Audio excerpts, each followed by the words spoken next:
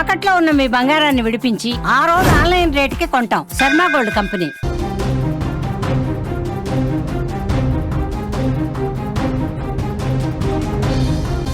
మరో breaking news చూస్తున్నాం. నెల్లూరులో ప్రేమోన్మాది ఘాతుకం. పుట్టినరోజు నాడే యువతిని రూమ్ కి పిలిపించి దారుణంగా హత్య చేశాడు. మైథిలి ప్రియను చంపి చెల్లికి కాల్ చేశాడు నిందితుడు నిఖిల్.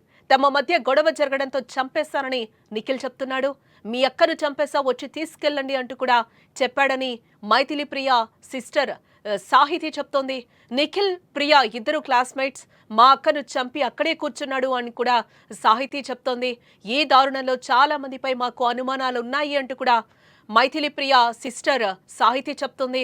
నెల్లూరు నగరంలో బి ఫార్మసీ విద్యార్థిని మైథిలి ప్రియను ఆమె స్నేహితుడు నిఖిల్ కత్తితో పొడిచి దారుణంగా హత్య చేశాడు. కరెంట్ ఆఫీస్ సెంటర్లో జరిగిన ఈ ఘటన స్థానికంగా కలకలం రేపింది.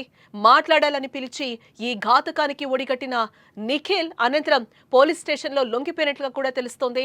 నిందితుడు నిఖిల్, మృతురాలు మైథిలి ప్రియ రాపూరి మండలం చుట్టుపాలెం స్వాతి బి ఫార్మసీ కాలేజ్లో ఇద్దరు క్లాస్మేట్స్ అని కూడా తెలుస్తోంది. బెంగళూరులో జాబ్ చేస్తున్న మృతురాలు మైథిలి ప్రియ సెప్టెంబర్ 6న పుట్టినరోజు కావడంతో 3వ తేదీ నెల్లూరుకు వచ్చినట్లుగా తెలుస్తోంది. కాగా ఈ విషయం తెలిసి మాట్లాడాలి అని రూమ్కి రమ్మంటే నిఖిల్ మైథిలికి ఫోన్ చేశాడు. రూమ్కి వెళ్ళిన తర్వాత మైథిలిని నిఖిల్ కత్తితో పొడిచి చంపినట్లుగా తెలుస్తోంది. కాగా మైథిలిని హత్య చేసిన అనంతరం కూడా మృతురాలి చెల్లి సాహితికి ఫోన్ చేసి రమ్మని పిలిచినట్లుగా కూడా తను చెప్తోంది. సాహితి స్పాట్కి వెళ్లేసరికి మెట్లపైనే మైథిలి ప్రియ మృతదేహం కనిపించడంతో ఒక్కసారిగా తను అవాక్కైంది. మైథిలికి తనకు గొడవ జరిగిందని, అందుకే చంపేశారని సాహితికి నిఖిల్ చెప్పినట్లుగా తెలుస్తోంది. తర్వాత దర్గామీట పోలీస్ స్టేషన్ కు వెళ్లి లొంగిపోయినట్లుగా కూడా నిందితుడు తెలుస్తోంది. ప్రేమ పేరుతో వేధించి తన కుమార్తెను హత్య చేశాడని మృతురాలి తల్లి లక్ష్మి కూడా బోరున విలపిస్తోంది. ఇదిలా ఉంటే మైథిలి ప్రియను నిఖిల్ చాలా కాలంగా ప్రేమిస్తున్నానంటూ కూడా వెంట పడుతున్నట్లుగా కూడా తెలుస్తోంది. అయితే ఆమె ప్రేమకు నిరాకరించినందుకే నిందితుడు హతమార్చుంటాడని కూడా పోలీసులు అనుమానాలు వ్యక్తం చేస్తున్నారు. మైథిలి ప్రియ మృతదేహాన్ని పోస్టుమార్టం నిమిత్తం నెల్లూరు జీజీహెచ్కి తరలించారు పోలీసులు. మైథిలి ప్రియ మృతితో తల్లిదండ్రులు, కుటుంబ సభ్యులు, స్నేహితులు కూడా కన్నీరు పున్నీరుగా విలపిస్తున్నారు. నిందితుడు నిఖిల్ పై పోలీసులు కేసు నమోదు చేసి దర్యాప్తు జరుపుతున్నారు. నిందితుడిని కఠినంగా శిక్షించాలని మృతురాలి కుటుంబ సభ్యులు అలాగే బంధువులు కూడా డిమాండ్ చేస్తున్నారు. తను స్వాతి కాలేజ్ వెంకటాచలంలో బి ఫార్మసీ 4 years కంప్లీట్ వచ్చి తను గ్రాడ్యుయేటెడ్. జాబ్ పర్పస్ మీద సర్చింగ్స్ లో బెంగళూరులో జాబ్ ఉంది అని చెప్పి జాబ్ పర్పస్ మీద అమెజాన్ లో వర్క్ చేస్తుంది. ఇంకా సెప్టెంబర్ 6 తన బర్త్డే ఉంది, అందుకని సెప్టెంబర్ 3 తను నెల్లూరుకి వచ్చింది. సెప్టెంబర్ బర్త్డే చూసుకొని ఇంకా వెళ్దాము అని అనుకునింది. నిన్న నైట్ అరౌండ్ ఇంకా 11 o'clock కల్లా మేము తినేసి పడుకున్నాము. ఇంకా 1:46 అప్పుడు నాకు మెలకు వచ్చి చూసాను. మా సిస్టర్ నా పక్కన లేదు.